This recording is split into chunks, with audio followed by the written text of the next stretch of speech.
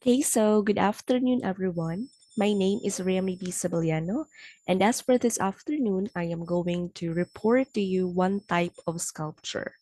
And what you can see in each corner of these slides are all examples of that type of sculpture. Okay, but before I finally introduce to you what the art activity that was given to me, let me give you the topic outline of this whole presentation. So first, we have the introduction of the art activity itself. Second is the overview of the topic.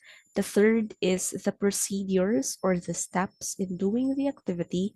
And the fourth one is the tips or suggestions on how to beautify the product. And I am also gonna show you at the end of this, or I mean at the last slide of this presentation, the art activity that I have made. Okay, moving on to the introduction of the art activity. So the art activity is entitled Tie Wire Sculpture Art.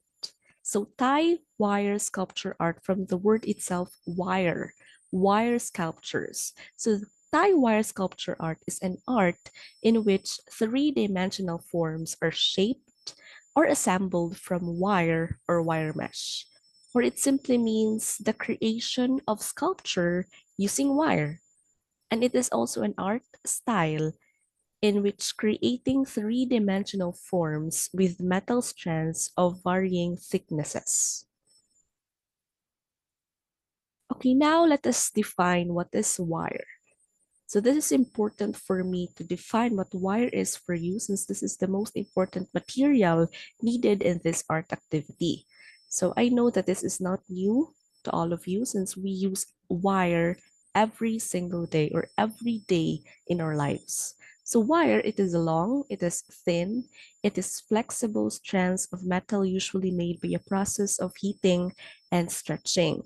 And it could be aluminum, it could be bronze, it could be copper or steel, and it has different gauges. Or when you say gauges, it is the thickness of wires diameter or ang gibag-on sa kalaparon sa wire. And remember that the larger rather the gauge, the thinner the wire. Okay, now let's move on with the overview of the topic. So here, you can see the history or some important facts that you need to know about wire sculpture art or tie wire sculpture art. Okay, so wire sculpture. Wire sculpture, it dates back in the Second Dynasty or around 2890 to 2686 BC in Egypt with wired jewelry and also to the bronze 1800s to 1600s BC and iron or 1200s to 1 BC ages in Europe. And today it is one of the most common materials used throughout the world. And I know that it's very visible because we have here examples. We have coat hangers, we have paper clips, we have springs, nails, and safety pins. And many things we use every day contain wire parts like telephones, cars, bikes, and toasters. And there are also many occupations that work with wire like florists, watchmakers, builders, and television repairmen. And of course, wire is also used by artists and sculptors. And this is an example of how wire is being used by artists or by sculptors. Okay, and we also have wire sculptors. So we have three known wire sculptors. So first, we have Alexander Calder. So Alexander Calder is an American sculptor and a surrealist. So American sculptor or surrealist, and he believes that the next step in sculpture is motion. And he was also the first to convert line drawings into linear sculptures. And also, Alexander Calder was the first artist who brought wire sculpture art to people's attention. She have made, or I mean he rather, made a series of wire sculptures in the 1920s, and an American sculptor greatly developed the use of wire as a medium for sculpture with his kinetic and movement-based Circe Calder, as well as pieces such as Two Acrobats, Romulus and Remus, and Hercules and Lion. Next, we have Ruth Asawa. So Ruth Asawa is she based sculptures off of nature, and she started using wire in her artwork because she had the idea to turn her drawings into a structural form. And these forms are inspired by various parts of nature, like the spiral of a snail shell, spider webs, insect wings, and dew on the tips of pine needles. Lastly, we have Elizabeth Brilliant. So she was known as the sculptor from 1950 up to the present. So Elizabeth Brilliant is known as the godmother of the contemporary wire sculpture movement, or known as the godmother of the modern wire sculpture movement. And she has a deep love for animals. And in schools, she had a difficult time expressing her creativity, and she wanted to draw animals and their energy lines, but could not translate them into paper. So that is why a teacher helped her with her artist block by giving her a roll of wire and saying, "Here, kid, take this wire and mess with it."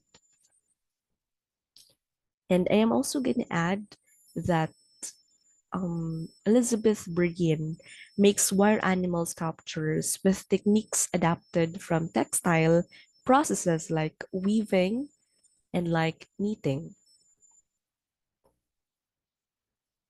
Okay, next, let's proceed with the procedures or the steps in doing this activity. But first, I have put here the materials to be used in this art activity. So we have armature wire or wire, we have wire cutters, we have pliers or long nose pliers, safety glasses, and we have gloves.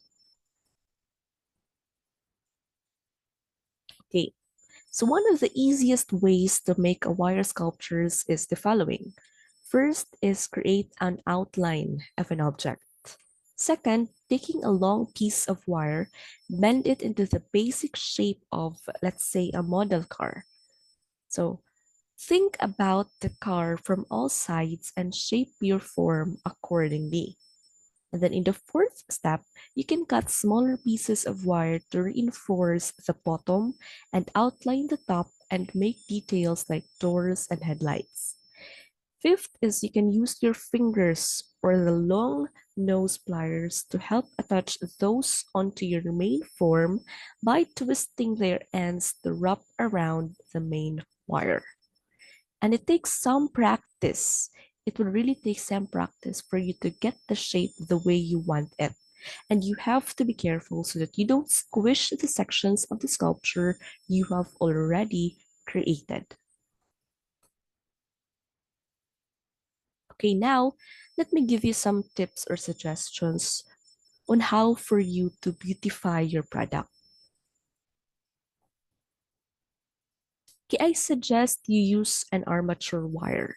So this is a type of wire because this is a soft, this is flexible aluminum wire made for use in art. It comes in many sizes and thicknesses, and it can be easily worked by hand, and you can find it also in art supply or hobby stores. I also suggest that you prepare a pattern. And it is best if you prepare a pattern of an object you want to create so that you can easily follow the form and create a better product.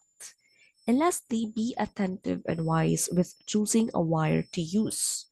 You might also want to use wire of several gauges, smaller gauges for the body and larger gauge for details, because this will surely create interesting variations in the size of the line. So that is why you need to be attentive in choosing, or you need to be wise in choosing a wire to use.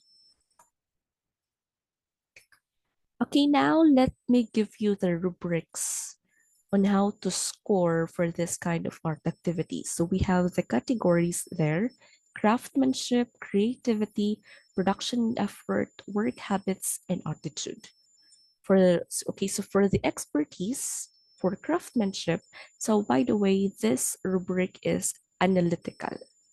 So I gave, or I put here specifically each criterias that you need to be mindful of, and you need to be to use as your basis in creating your art activity. So in expertise, sa craftsmanship, the form is carefully planned, the form is balanced, edges are smooth or fine, walls are even thickness, joining is secure and hidden, and all surfaces are smooth without burrs or wobbles. And in creativity, for expertise, the design is unique and displays elements that are totally their own, evidence of detail, pattern, or unique applications. Production effort, we have uses class time to the maximum, always on task, time, and effort are evident execution of the piece. For work habits or attitude, we have um, it is respectful and open to positive suggestions, and it is cleans work area thoroughly. We also have here for the competent, the novice, and for those who needs development. Okay, now let me present to you the art activity that I have made. So I used wire there. I used pliers, and I used a pattern because it made me easier to form the object that I was wanting to form because of the pattern. Okay, and that's all. Thank you for listening, and I hope that you have learned and you have just understand the topic or the discussion that I have made. And please don't hesitate to ask any questions. Thank you.